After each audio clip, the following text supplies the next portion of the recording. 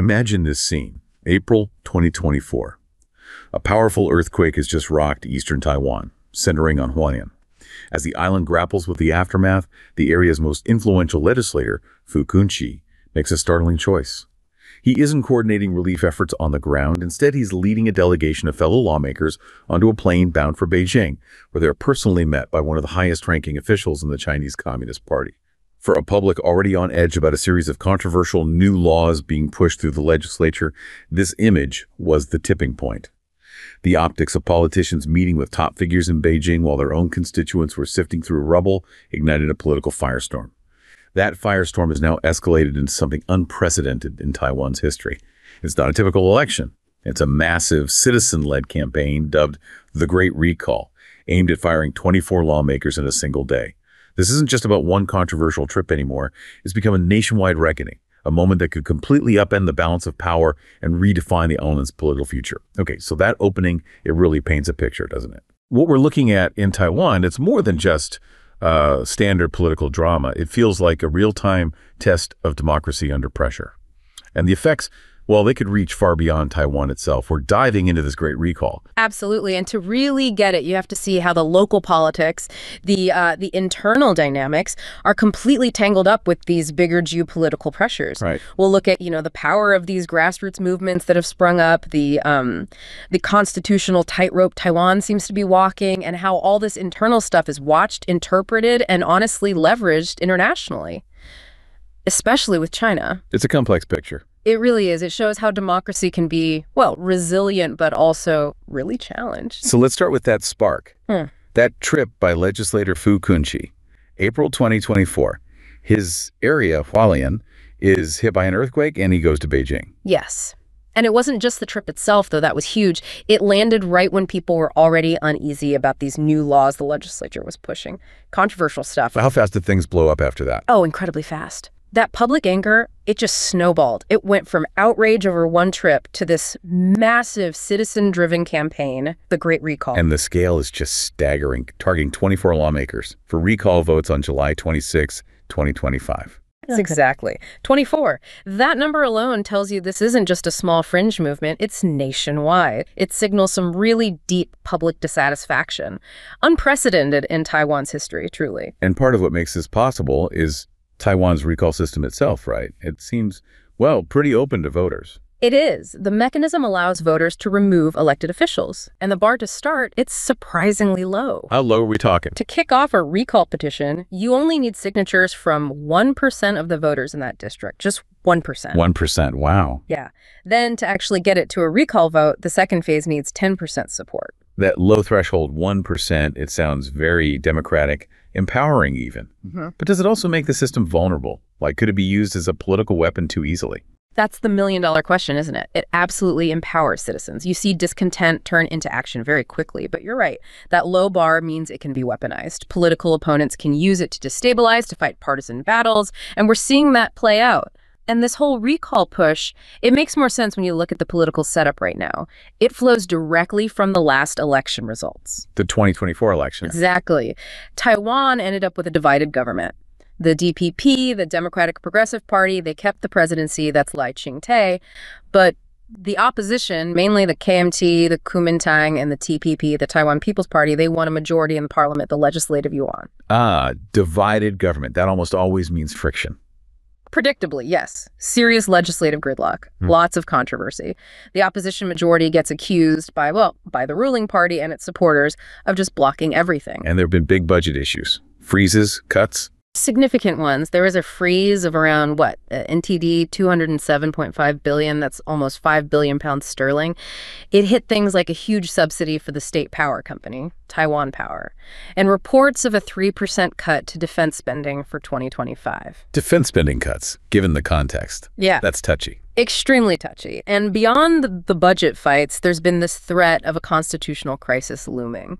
Over what specifically? It centers on this amendment to the Legislative Yuan Power Exercise Act from 2024. Basically, it gave the parliament new powers to investigate things. Okay. But the criticism is that these new powers step on the toes of another body, the Control Yuan. The Control Yuan is supposed to be the independent watchdog handling audits and investigations of the government. So you have this potential overlap, this clash over who has the authority to do what. It raises pretty fundamental questions about the balance of power. And how do the main parties see these recalls themselves? The KMT, for instance. Well, the KMT chairman, Eric Chu, he's been very blunt. He accuses the DPP of essentially trying to, quote, crush and eliminate the opposition. He says they're stirring up these recall campaigns, using civic groups to basically take out their political rivals. Okay, that's one side. What about the DPP and the civic groups driving the recalls? Their view is completely different. They say, look, this is a necessary response. They argue the opposition's actions, like pushing that controversial Legislative Powers Act and cutting budgets, are actually undermining the constitutional order, maybe even weakening Taiwan's defenses when it can least afford it. So for you listening, is it political warfare or a legitimate democratic check? It seems the answer really depends on who you ask. Absolutely. It's fascinating how quickly citizens organize these grassroots movements like the Public Collaborative Tactics Group you mentioned, based at a church in Taipei. How do they manage to gather so much support so fast? The energy is remarkable. People really mobilized. But this intense push, combined with that low signature threshold and the high political stakes, it's also led to problems, procedural problems. Like what kind of problems? Widespread ones, unfortunately. We're talking allegations of forged signatures, stories of people feeling pressured to sign, even finding signatures submitted for people who are, well, deceased. Signatures from deceased people. Yes. It highlights what some are calling a normative crisis, like the basic trust and rules around these democratic processes are being strained. Can you give some examples, like with Fu Kunchi, the legislator whose trip started it all? Right. His case. His petition got enough signatures overall, but around 4,000 were thrown out for technical reasons, things like using the wrong font on the forms. And yes, that's where those allegations of forgery and signatures from the deceased came up too. And it wasn't just him. No. Take Wu Suyao, a DPP legislator. Her initial petition had over 2,800 signatures. Almost a third of those, 929 signatures, were invalidated. Again, mostly formatting issues, irregularities. And then there's Cao Hunan, the mayor of Hsinchu City. She's TPP, though running as independent now, I believe. She was actually convicted of embezzling funds meant for her assistance. Her recall campaign also faced allegations specifically about people submitting signatures on behalf of others, like proxy submissions. So these irregularities, they're not isolated incidents. They seem pretty widespread across different parties and campaigns. They do. And the effect is corrosive. It fuels distrust between the parties, obviously. But it also damages public faith in the recall system itself. It makes you question the legitimacy of the outcomes when the process seems so messy. It really shows the challenge of direct democracy tools when partisan feelings run this high. Definitely. But civil society in Taiwan isn't just dealing with recalls. They're fighting a much broader battle, especially against disinformation, and navigating some tricky legal hurdles, too. The disinformation fight is huge there, isn't it? It is. And Taiwan civil society has become, frankly, world-leading in how they counter it. They've built this kind of digital immune system. Lots of other countries are watching them. Who's involved in that? You have research groups like Doublethink Lab. They look globally, focusing on Chinese influence, and the Taiwan Information Environment Research Center, IORG, doing deep dives into disinformation campaigns targeting Taiwan. And fact-checking, too. Oh, yeah, very actively. Groups like the Taiwan Fact Check Center, Kofax, MyGoPen, they run these popular chatbots online, which is the messaging app there, like 90% usage. People can send suspicious messages or images, and the bots help verify them quickly. That sounds incredibly useful. And I heard many of these groups avoid government money. That's right. Taiwan Fact Check Center is a key example. They rely on crowdfunding, partnerships, grants anything but government funds. It's crucial for maintaining their neutrality and public trust, especially in such a polarized environment. Makes sense. But the government is taking some direct actions, right? Like deporting some mainland Chinese influencers. Yes, that's happened. People like Yaya in Taiwan and Qi, the authorities deported them, alleging they were promoting military unification with China on platforms like Douyin, which is the Chinese version of TikTok. That must spark debate. Free speech versus national security. Exactly. It's a classic tension. Where do you draw the line? Supporters say there's a legal basis, national security concerns are real. Critics worry it chills legitimate expression, especially if there's no direct link proven to, say, state intelligence activities, just someone expressing an opinion, however unpopular. It's a tough balance. Civil society faces other headwinds, too. Budget cuts. Yes, those legislative budget cuts from early 2025 we mentioned, they've hit civil society groups, Cosmopolitan Culture Action, Taichung, even the National Human Rights Commission. It affects their ability to operate, to attend international meetings, conduct investigations. And the laws themselves can be restrictive. Some are relics, frankly. The Civil Associations Act dates back to the martial law era. It makes setting up an association quite burdensome. How so? You need at least 30 people just to initiate a social association. They have to be citizens or foreigners with residency. And if it's a national association, those 30 people have to come from at least 7 different cities or counties. That sounds complicated. It is. Plus, it mandates large boards, minimum 9 directors for associations, 5 to 25 for foundations' strict meeting rules. It also limits membership and board roles mostly to Taiwanese citizens or resident foreigners, essentially excluding non-residents. And the law itself is seen as too broad, trying to regulate everything from political parties to occupational groups to social clubs under one outdated framework. It makes reform hard. So you have this incredibly active civil society, but it's facing pressure from budget cuts, old laws, disinformation, and navigating these intense recall battles. It's a pressure cooker environment. Resilience is key. Okay, let's widen the lens again. Cross-strait relations. Beijing's influence. How does that play into all this? It's the ever-present backdrop, isn't it? And Beijing's stance seems to be hardening. Wang Hunning, their top guy on Taiwan policy, talks about seizing the strategic initiative for unification. He's even used the word combat when discussing Taiwan independence supporters. That's stronger language than we've heard consistently before. And they keep up the pressure tactics. Constantly. Militarily, you had those big PLA exercises encircling Taiwan right after President Lai's inauguration in May 2024.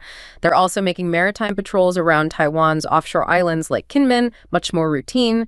That's led to friction, incidents, sadly, even fatalities, like those 2 Chinese fishermen whose boat capsized during a chase earlier this year. It feels like they're trying to normalize their presence, make it the new status quo. That seems to be the strategy, and it's not just military. Cyber warfare is a constant worry. Groups like Volt Typhoons, Salt Typhoon alleged Chinese state hackers caught planting malware in critical U.S. infrastructure, water systems, power grids. That's not just spying, it's potentially disruptive. And diplomatic pressure, too. Always. Pushing countries to reaffirm the One China principle, like that joint statement from the Central Asia-China Summit explicitly saying Taiwan is part of China. Then there's the United Front work. What does that involve? It's Beijing's long game. Building influence, co-opting people, trying to foster this idea of a shared pan-Chinese identity within Taiwan to sort of undermine support for Taiwanese identity or independence. Examples. Things like youth camps, the Shanghai Taiwan Youth Camp, or cultural events like that ceremony worshiping a mythical ancestor, Fuxi, held in New Taipei City. Former KMT chairman Ma Ying-jeou attended that one. Critics see these events as, quote, state-directed political theater, using culture and history to subtly push the narrative that annexation is natural, inevitable. So faced with all that, what's Taiwan's counter-strategy? A big part of it, especially under the previous Tsai administration and continuing now, is framing Taiwan as being on the front line of democracy, positioning itself as part of the global democratic community, standing up to authoritarian expansion. And engaging internationally. Very actively, participating in forums like the Summit for Democracy, the Copenhagen Democracy Summit. High-profile figures like Digital Minister Audrey Tang, Foreign Minister Joseph Wu, they represent Taiwan, often drawing parallels between Taiwan's situation and, say, Eastern European nations that resisted Soviet influence. It's about shared values, shared threats. Does that message resonate internationally? It seems to. The European Parliament, for example, has condemned China's military actions and stressed opposing any unilateral change to the Taiwan Strait status quo. Even NATO's Secretary General Mark Rutte talked about deepening cooperation with partners in the Indo-Pacific, specifically to deter threats from China and Russia. There's a growing recognition of Taiwan's strategic importance. So bringing it all together, this great recall, it's clearly way more than just a local political fight. Absolutely. It's where Taiwan's internal democratic processes, messy, contested, evolving, meet these huge external pressures.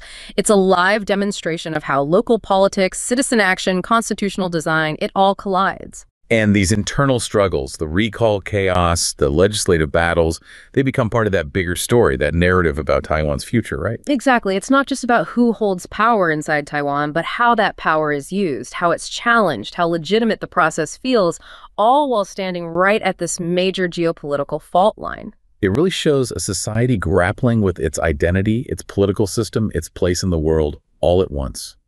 A complex, determined society trying to shape its own path. And what's compelling is seeing how Taiwan's civil society keeps adapting, keeps finding ways to push back, to innovate, even with all the domestic divisions and the constant shadow from across the strait.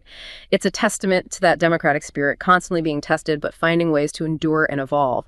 It offers lessons, really, for democracies everywhere facing similar pressures.